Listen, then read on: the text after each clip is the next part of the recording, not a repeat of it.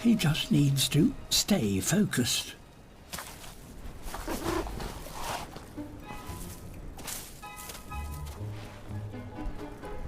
Unfortunately, the longer he's out in the snow, the colder his paws become.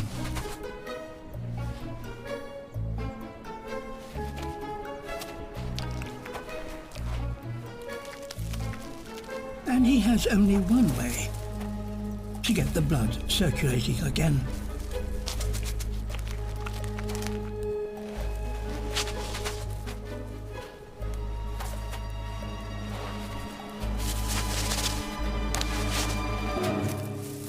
That could be one shake too many.